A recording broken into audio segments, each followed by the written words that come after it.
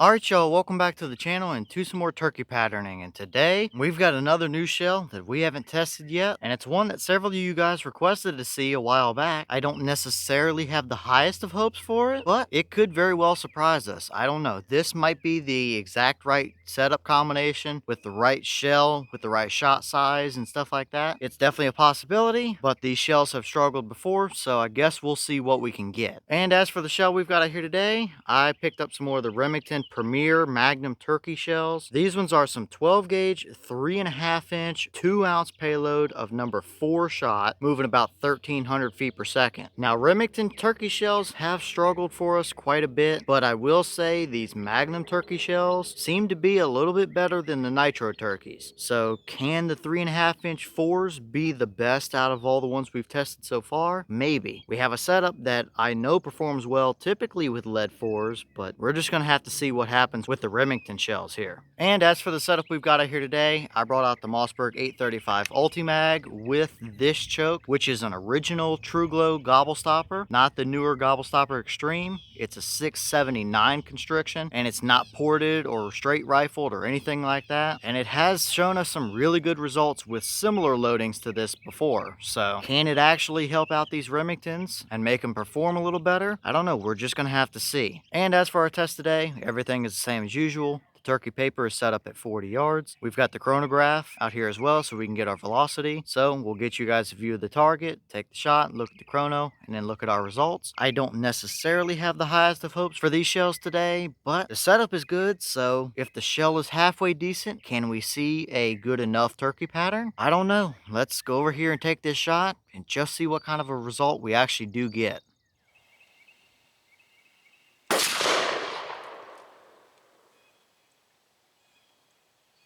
Alright, so unfortunately, that shell only read as 843 through our chronograph, which is clearly not correct. I will put up on screen here the velocity of what the 3.5 inch number 5s did that we shot a little while back. Most likely, they were probably about the same velocity as those. But as for this test in particular, the chronograph wasn't really a huge help for us. But how well did they actually pattern down there at 40 yards? Let's go take a look and see.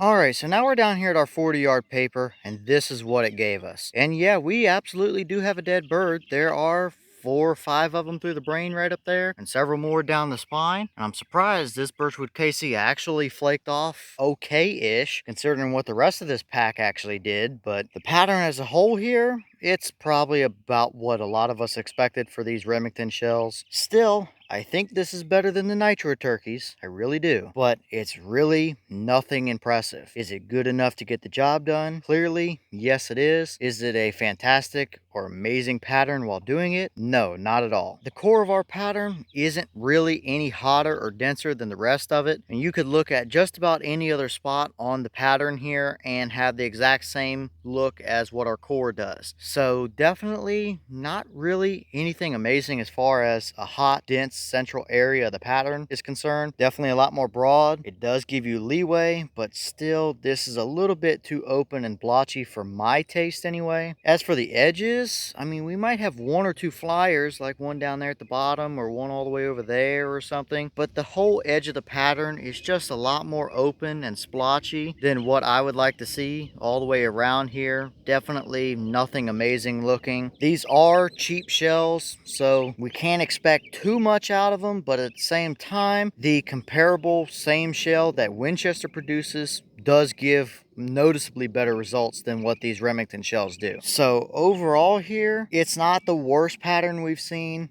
It is by far not the best either. It would get the job done for you, but that's really about it. That's about as far as it goes. For a lead number 4, we've also seen worse than this. This isn't terrible. Yes, they're a cheap shell, but there are other cheap shells that cost pretty much the exact same that perform better. I guess at the end of the day on this one, it is about predictable as far as the results here. I don't think we really expected a whole lot better. I was hoping for better, but this is realistic for what the shells are able to do, at least from my testing anyway. But maybe as we run those through some other chokes, a little bit tighter, a little bit more open, we might see a little bit better of a result. But at the end of the day, good enough, but absolutely nothing outstanding or amazing. All right, y'all. Well, as you can see, this is one of the rare times where I don't have a wad for you to see. I looked for 15 or 20 minutes out here on the range with no success. I have no idea where that went. Probably over the target and into the swamp, grassland stuff behind it. I don't know, but I'll put a picture up here on the screen of what the 3.5-inch number 5 wad looked like when we shot it. Chances are it's probably about the same looking, just so you guys can get a little bit of a reference point. But as for today, I don't have a wad for you, which is really surprising.